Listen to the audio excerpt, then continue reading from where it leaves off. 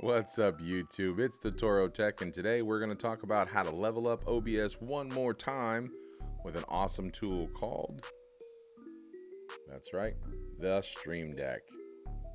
Stick around, we'll get into it.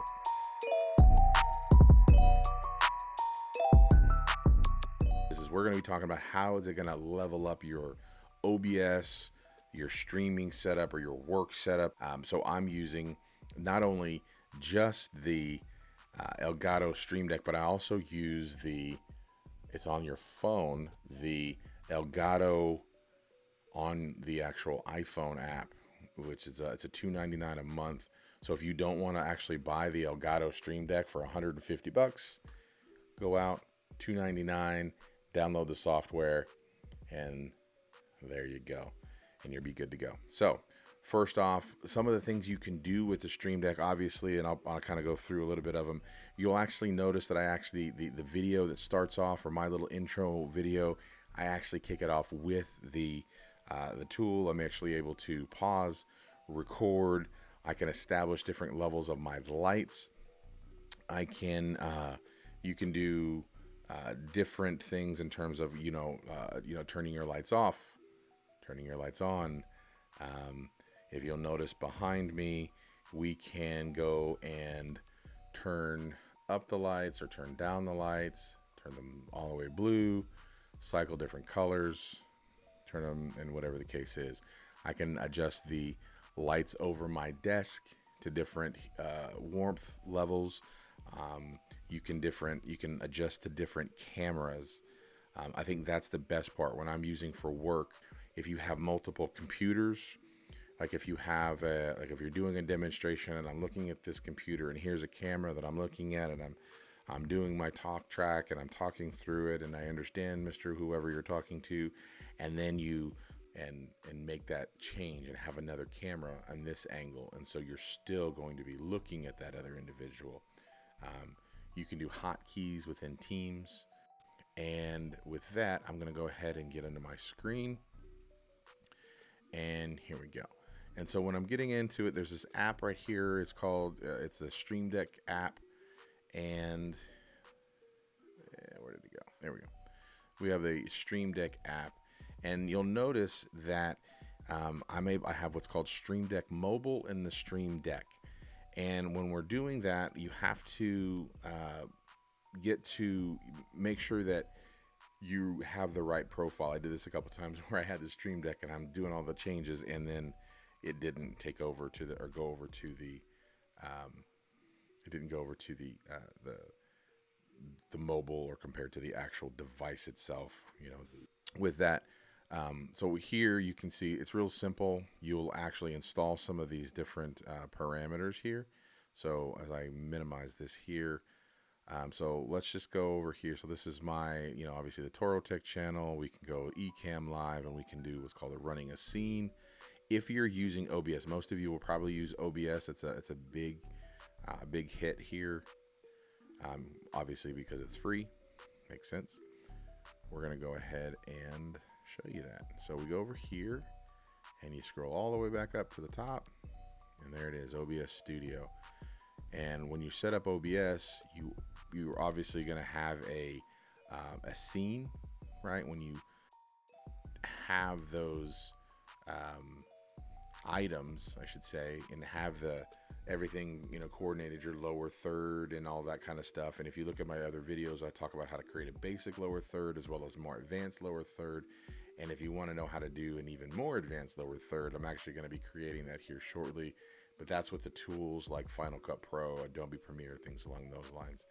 So with that being said, we look at the desk, and we look at the desk area here, and we see that I have like an intro music. I can mute my microphones. I can adjust my lighting within my setup here. So if you're doing a meeting, I'll just say you doing a meeting, or even if you're doing a game stream, whatever, it's really, really helpful. You can start your recording, you can stream it, source. I can even, like I said here, pause and finish, and that is starting my recording as well as pausing my recording.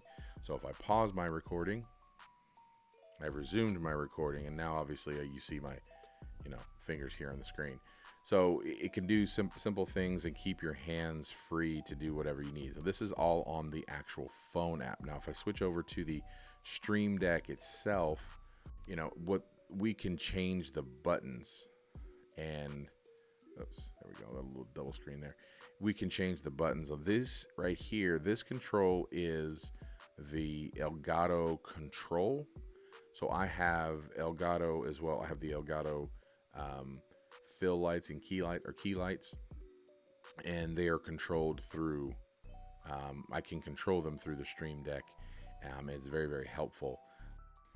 You'll kind of see me here in the lower right corner as I go 5, you know, really darken the lights.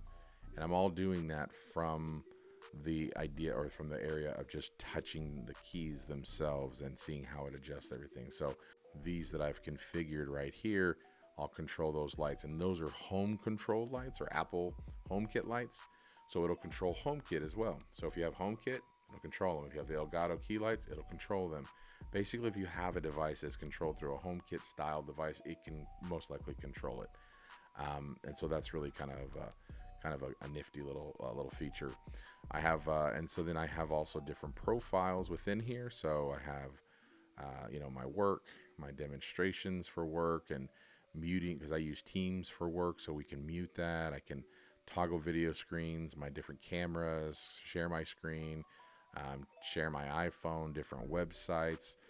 While I'm streaming, I always like to understand, you know, what my CPU utilization is, because it's an important piece to understand that when, because if you're,